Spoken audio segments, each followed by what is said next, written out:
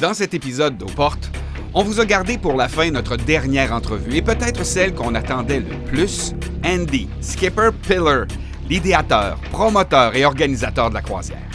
À quelques heures de mettre un point final à cette édition 2025 de 70 000 tonnes, Andy va nous offrir 30 minutes pour répondre très honnêtement et humblement à toutes nos questions. On va parler du déroulement de cette édition, de compétition dans le monde des croisières festivals, de sécurité, du running order, de communication et de l'éléphant dans la salle, l'annonce des bands. Mais avant de vous laisser avec l'entretien, deux petites choses. La première, puisque l'entretien s'est déroulé en anglais, on vous a fait ça en surimpression vocale. Question que vous n'ayez pas à lire 30 minutes de sous-titres. Bon, je me doublerai en français, tandis que Mag va personnifier Andy. Vous pouvez également regarder l'entrevue en anglais au complet sur notre chaîne YouTube. Deuxième chose, et probablement la plus importante, je veux partager avec vous notre état d'esprit lors de cette rencontre. Bon, on a gardé en tête que nous étions des invités d'Andy encore une fois cette année sur 70 000 tonnes de métal. Donc, on pense que ça n'aurait pas été de bon goût d'être en mode confrontation. On a donc essayé de garder cette rencontre-là la plus amicale possible en essayant de faire passer à notre hôte un bon moment tout en l'amenant sur des sujets que je dirais plus délicats. Trêve de bavardage, ça se passe maintenant et pas soon dans Aux Portes de 70 000 tonnes de métal.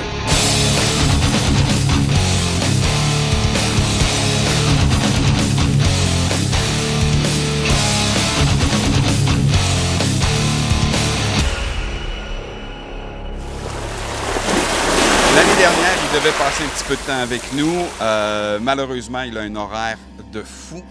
Et cette année, il dit, les gars, pas 2 années en ligne. Je fais pas ça c'est pas moi, je fais pas ça 2 ans en ligne. Cette année, je serai avec vous. Je vous présente Skipper Andy, qui est le promoteur, qui est l'organisateur, qui est l'idéateur de 70 000 tonnes de métal. Bonjour Andy. Bonjour, c'est vraiment un plaisir d'être ici. T'es super gentil, merci beaucoup. On va faire l'entrevue en anglais. T'es un petit peu plus confortable en anglais. Pour dire la vérité, mon français est un petit peu rouillé. Tu sais, je suis suisse. Oui. En école et tout ça. C'était plusieurs années de parler français. Mais me manque la pratique, vraiment. Ben oui, mais je comprends. Donc, we'll do it in English. Et aussi, Okay. Je suis extrêmement fatigué. Yeah, you just... Ben oui, tu termines un festival de 4 jours, t'as eu une conférence de presse et on t'attend à la plus grande scène que j'ai jamais... Comment tu dis ça? J'appelle ça la plus grande scène extérieure à n'avoir jamais pris la mer. Parce que tu as une grande annonce à faire plus tard ce soir, donc je comprends que tu peux être très, très, très fatigué. Et en termes d'organisation, comment ça s'est passé, la croisière, les 4 derniers jours? Tu sais, en fait, la croisière n'est seulement que ce que j'appelle l'exécution. Je commence déjà les négociations, pas seulement pour 2026, ça aussi c'est de l'exécution. On parle des négociations pour 2027 pour certaines choses. Pour d'autres, c'est déjà 2028. Généralement, analyser des bateaux se fait 2-3 ans à l'avance. Parce que pour les croisières, on prend une croisière standard et eux la retirent de leur programme. Plus tu réserves tard, quelque chose comme ça, plus le prix va augmenter. Parce que les croisières ne sont pas comme les vols ou les hôtels où tu peux réserver seulement 1 an avant. Les croisières régulières se vendent 2 ans à l'avance. Et quand tu veux analyser un bateau, bien sûr que je peux le réserver seulement 1 an à l'avance, mais il y a déjà des réservations. Alors tu dois les racheter, ce qui augmente les prix. Bien sûr, en plus, et la question va se poser, alors pourquoi vous annoncez juste quelques jours à l'avance? Pour certains artistes, c'est difficile de planifier quelque chose de spécial à long terme. Des lancements d'albums, on a des premières ou autres. On s'adapte vraiment à leur cycle de tournée. Oui, ça commence très très tôt, Demain, on est à Miami et je vais probablement dormir pendant 3 jours, mais après cette croisière, c'est avant la prochaine croisière. Donc, c'est stressant toute l'année parce que certaines choses ont eu lieu 2 nuits avant la croisière et je n'ai pas dormi une seconde. Je suis vraiment, est-ce que je peux le dire, fatigué en tabarnak. Ce qui est bien avec un podcast, c'est que tu peux utiliser les mots que tu veux. J'ai appris, en fait, j'ai lu que tu étais avant tout un fan de musique. Je ne pourrais pas faire ça si je n'étais pas un fan. Mais là, tu parles de booker la tournée 2 ans avant, de régler des petits problèmes avec un band ou quoi que ce soit là. Comment c'est pour un fan de musique de s'effacer et d'être le gars qui doit se débattre avec la politique?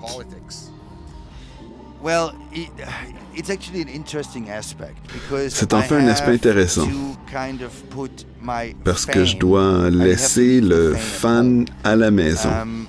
Et je l'ai appris au cours des décennies dans cette industrie. J'ai commencé comme un petit promoteur local quand j'étais au collège, en Suisse. Mes parents n'étaient pas si heureux, pour être honnête. Plusieurs années plus tard, il y a 4 ou 5 ans, quand il y a eu la pandémie, je me demandais pourquoi je n'avais pas écouté mon père et devenir banquier ou quelque chose. J'ai la chair de poule en ce moment.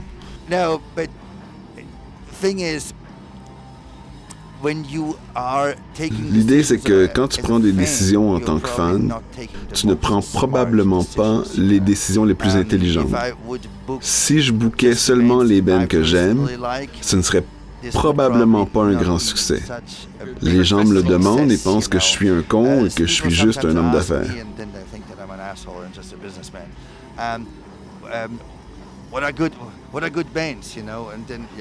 Quels sont les bons bands? Ben, l'homme d'affaires va répondre, c'est les bands qui vendent, bien sûr. Il y a toujours un aspect financier à tenir en compte. Oui, je suis un fan de métal, mais j'aime aussi d'autres styles de musique. Parfois, on a besoin de quelque chose de différent. Certaines personnes diront que c'est plat, mais je vais aussi écouter de la musique classique, du jazz, du blues parfois.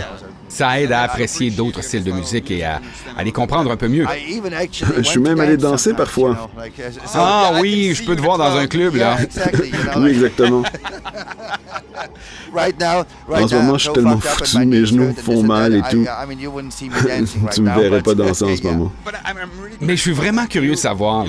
Tu regardes l'affiche que tu présentes. Tu es très fier. Je suis certain que tu es vraiment fier de toutes les affiches que tu as présentées. Là, tu te dis, c'est bon, c'est parti. Mais as-tu un instant pour profiter de l'affiche que tu as assemblée? Mon objectif est de voir au moins une chanson de chaque groupe. En fait, je n'ai pas réussi cette année. Je veux dire, sur certaines croisières, je l'ai fait et parfois je vois 3 ou 4 chansons. J'ai rarement le temps de voir tout le show parce que j'ai un travail à faire, mais oui. Mais es-tu capable d'être un festivalier quand même? Oui, je veux dire, regarde, je book un groupe et je veux m'assurer qu'il joue. Oui, où va ton argent? En fait, non, c'est pas mon argent, c'est l'argent de tous les clients au final. Mais c'est aussi intéressant pour moi de voir le band live dans cet environnement. Comment est la réaction de la foule? Parce que ça me donne un bon feedback qui est absolument unique. C'est aussi pourquoi je voyage beaucoup. Je vais à beaucoup de festivals. Et donc, souvent, je ne peux pas booker un band si je ne les ai pas vus avant. Et tu penses, oui, vraiment, tous ces bands colombiens, du Costa Rica et autres, ben oui, je voyage. Je veux dire, je vis toujours dans des avions, dans des hôtels et parfois sur des bateaux. Mais il y a cette chose très géniale appelée YouTube. Et si tu n'as pas la chance, au moins tu peux les voir en live sur YouTube. Mais c'est la même chose. Pour tous ceux qui nous regardent en ce moment-là, tous ceux qui ont fait l'expérience Tu peux regarder tous les clips sur 70 000 tonnes de métal. Tu peux lire tous les articles. Ce n'est pas la même chose. Tu vas seulement réaliser et quelque chose dans ton subconscient va cliquer quand tu viens pour la première fois et que tu passes par cette passerelle et que tu réalises et que tu vois et que tu expériences que nous sommes, en fait, dans les deux sens du terme, nous sommes tous dans le même bateau. Tous ces bennes, plus de 60 et c'est 3000 personnes. Combien de pays cette année? En fait, à la conférence de presse, j'ai dit 80. Quand j'étais au bureau de production, le chef de mon département est venu me voir et m'a dit « Oh merde, Andy, il y a une erreur. Tu sais, c'est en fait 81 pays. » 81? Ah, c'est cool. De 71 l'année dernière à 81, c'est incroyable. C'était toujours autour de 70, 72, 73 pays dans les dernières années. Le record jusqu'ici était de 74. Et ce saut maintenant, c'est incroyable. Je veux dire, j'étais estomaqué. C'est incroyable. Sais-tu d'où vient cette augmentation? Est-ce qu'elle vient, par exemple, de l'Amérique du Sud ou des pays de l'Europe centrale?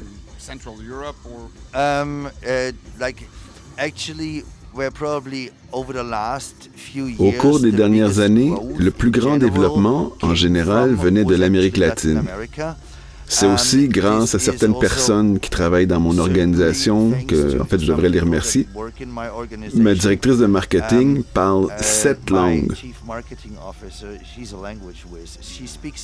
C'est fou, moi j'en parle juste 4. J'en parle 2. Ben, en fait, disons 3,5 parce que je comprends le français. Mais maintenant, je parle l'anglais. On vient d'en couper une. Oui, on vient juste d'en couper une. Mais ça pour dire, ça aide beaucoup. Elle a apporté beaucoup de couverture médiatique latino-américaine par rapport à la croisière. Beaucoup de développement vient de là-bas, mais il y a aussi beaucoup de pays vraiment exotiques où il y avait probablement qu'une seule personne. Depuis plusieurs années, elles sont venues chaque année. Chaque année.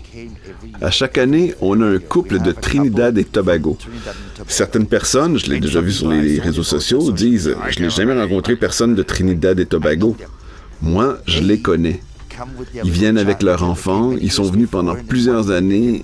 Une année, ils ne sont pas venus. 3 ans auparavant, 3 ans. Exactement. Elle était enceinte. Ils sont revenus. Maintenant, leur enfant est en fait un survivant or.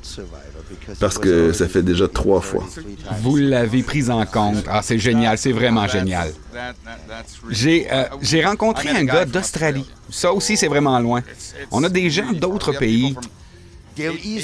L'Australie, je mentirais si je vous donnais un nombre exact, mais c'est entre 30 et 40 personnes que nous avons qui viennent d'Australie. C'est fou. Si vous pensez à l'appel unique que vous, les gars du Canada, qui venez ici, Ouais, notre appel est assez simple. Hein. Il fait moins 20 degrés à la maison. Il fait 40 degrés ici. Oui, je veux dire, il n'y a aucun effet snowbird sur les gens qui viennent de l'hémisphère sud, pas du tout. En plus, ils viennent littéralement de partout dans le monde. Les vols ne sont pas vraiment moins chers. Le dollar américain est vraiment fort en ce moment. C'est fou et incroyable. Pensez-vous que, parce que vous êtes le premier, que vous êtes le plus grand, et là, ça, je ne remets pas ça en doute, mais il y a beaucoup d'autres croisières qui apparaissent, des croisières métal ou rock. Est-ce que ça aide vraiment? Parce qu'on se dit, oh, j'ai entendu parler de cette croisière rock, je vais me renseigner, et tout d'un coup, vous voulez aller à la plus grande, c'est 70 000 tonnes. Est-ce que ça vous aide? T'en penses quoi? Je crois que oui. Vous vous en êtes rendu compte. La plupart des gens pensent qu'on a tout ça et qu'il y a de la compétition. Non, la compétition est bonne pour le business et ça aide à faire passer le mot. Il y a toujours beaucoup de gens qui ne savent rien sur 70 000 tonnes de métal, mais ils ont entendu parler de l'autre, ils se sont informés et ils ont dit « Oh, mais il y a aussi celle-là. » Et quand ils voient la scène, et je le répète, La compétition est bonne pour le business, je n'en ai pas peur. Nous sommes les plus grands, nous sommes toujours l'exemple à suivre. J'ai mes idées folles et personne n'est assez fou pour payer le prix d'une nouvelle Ferrari chaque année pour construire cette monstruosité. Tu sais, sur Terre, ce serait un jeu d'enfant, mais sur un bateau, on doit lancer toutes les règles par la fenêtre. Construire ça, c'est pas facile. J'ai vu des images d'autres croisières où la scène principale est plus ou moins petite, là. C'est comme la taille de celle du lounge. Je sais. Il y a d'autres croisières sur des bateaux similaires à celui-ci. Mais personne n'est assez fou pour construire par-dessus les spas, comme nous faisons. Parce que oui, je peux construire la scène plus petite et la mettre en diagonale ou en longueur ou n'importe quoi. Ça coûte beaucoup d'argent. Je ne suis pas un ingénieur ou quoi que ce soit, mais j'ai eu des idées pour relever ce défi unique. Et le design du toit est venu de mes dessins et des ingénieurs en ont fait une réalité. Ils ont fait des pièces et des attaches sur mesure pour pouvoir construire par-dessus les spas. Et en fait, aujourd'hui, les spas sont pratiquement sur la scène. Personne n'a ça. Et c'est pas seulement que ça coûte cher, c'est un vrai défi à relever à chaque fois. Il y en a d'autres qui mettent une scène là aussi, mais sans toit. Oui, j'ai vu ça. Et vous avez aussi les panneaux de chaque côté, là. C'était super venteux le jour où on a pris la mer. Ça devient donc un défi en soi de monter la scène. Exactement. Tout sur un bateau devient une voile, tu vois? Donc, la pression du vent est... Regarde, j'aime les marges de sécurité car ma première préoccupation est toujours la sécurité. Je considère tout le monde sur le bateau comme ma famille et je ne me pardonnerai jamais si quelqu'un se blessait. La sécurité est toujours ma première préoccupation.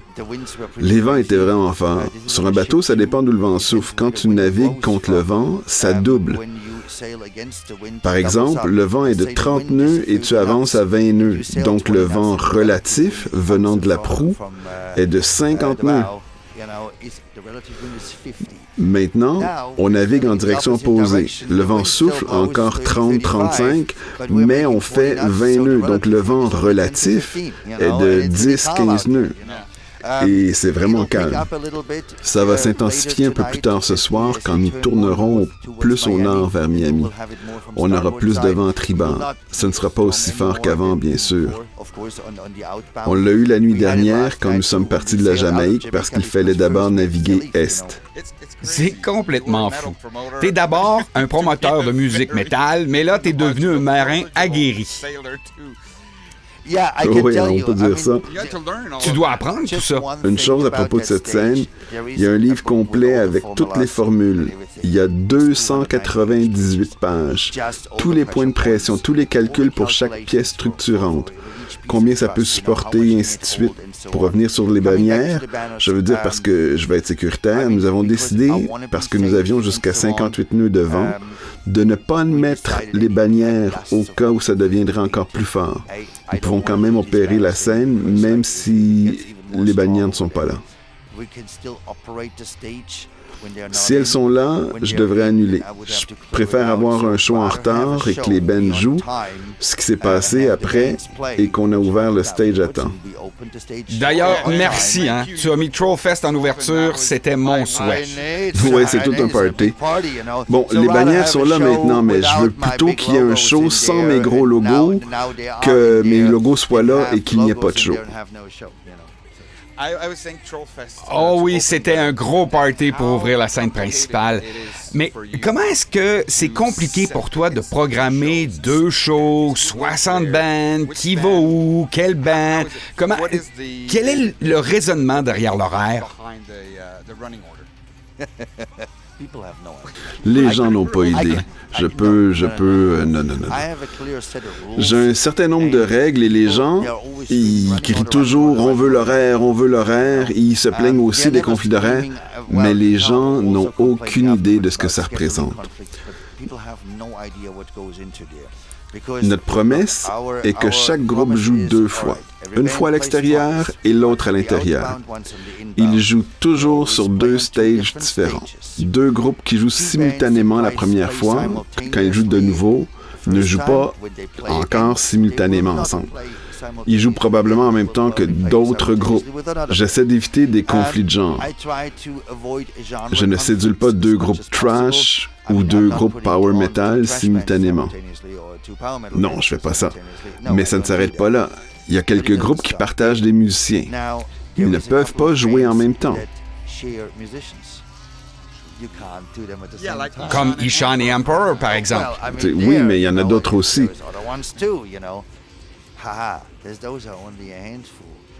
Ce ne sont pas seulement quelques-uns. Près du tiers des groupes partagent des membres de l'équipe. Avec tout ça pris en considération, tu prépares un horaire, ce qui peut être fait relativement facilement. Tu places les plus gros, tu bouges un peu, blablabla, mais tu commences à vérifier, tu as un conflit. Et tu bouges une pièce et plus rien ne fonctionne. Et je n'ai pas tout dit. Nous avons le Belly Flop Contest. Il y a quelques musiciens qui sont juges.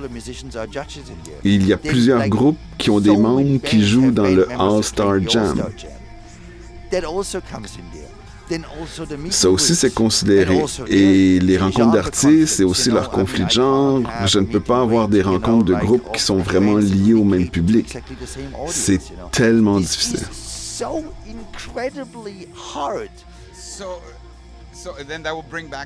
Alors, je vais revenir sur une chose que tu as dite il y a quelques minutes. L'horaire complet est sorti en retard. Et si nous lisons toutes les notifications, la réaction des survivants, c'est « Ben voyons, ils nous niaisent. » Mais pour toi, là, c'est pas amusant de la sortir si tard avec tous les groupes parce que je suppose qu'il y a quelques incidents de parcours. Nous pensions qu'on avait ce groupe, mais ils peuvent pas venir. Tu as probablement une liste de groupes en attente là, à qui tu dis « Attends, là, peut-être que je t'appellerai. » Je suppose que pour toi, c'est pas amusant d'essayer de mettre en place cet horaire-là. Regarde, quelque chose s'est passé dans ma vie privée et ça m'a fait déroger de l'organisation. C'était à l'automne, mais tu ne veux pas entendre parler de ma vie privée. Ce n'est pas une excuse, c'est plutôt une explication. Certaines choses, parce que j'essaie de mieux faire les choses et de commencer plus tôt, ce que nous avons fait avant, mais certaines choses sont restées en plan. Certains groupes, j'attends avant de les annoncer jusqu'à ce qu'ils aient tous leurs visas et leurs documents en ordre. L'année dernière, on s'est fait prendre parce qu'il y avait plusieurs groupes qui finalement n'ont pas pu venir et ils étaient déjà annoncés.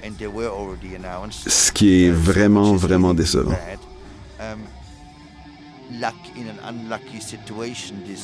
Malheureusement, cette année, 2 groupes qui étaient supposés être annoncés plus tard ont réellement reçu leur visa ce soir.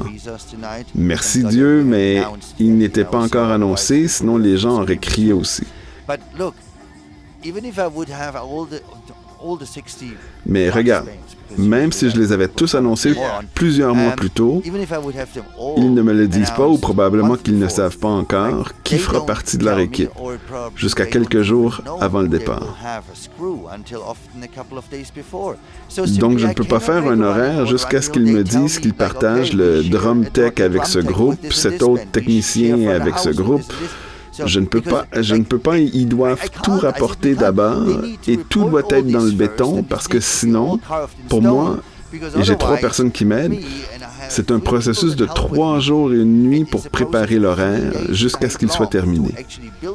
Et puis, quelqu'un me dit, maintenant je partage le drum tech avec eux et puis je dois recommencer. Ce n'est pas possible.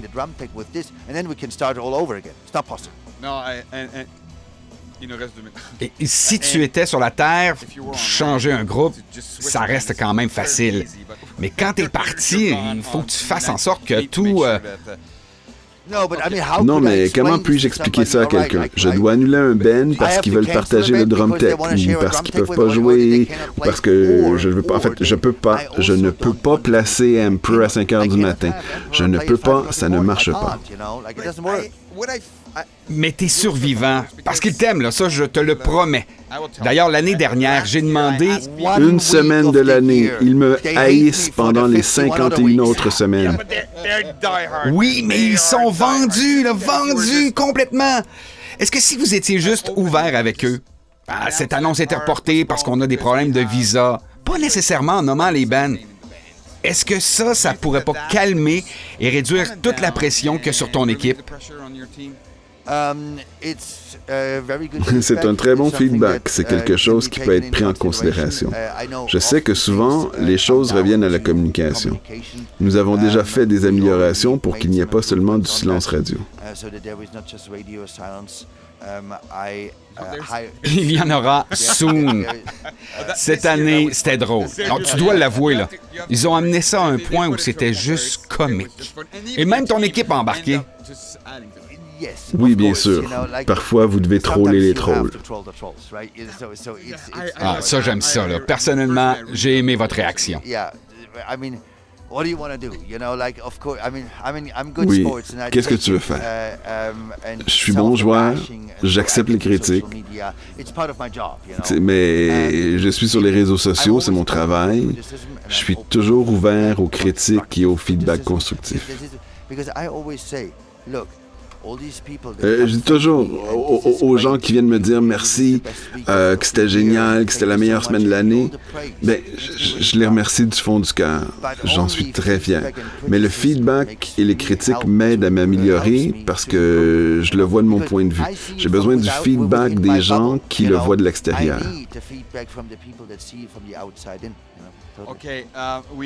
Il nous reste que quelques secondes. J'aimerais ça que tu invites les gens pour l'année prochaine. Dis-nous la destination. Je te promets, on va pas en parler avant que vous l'annonciez sur la scène principale. Et si tu avais un nom? Pas de nom. Ouais, c'est ça, on n'est pas assez proche.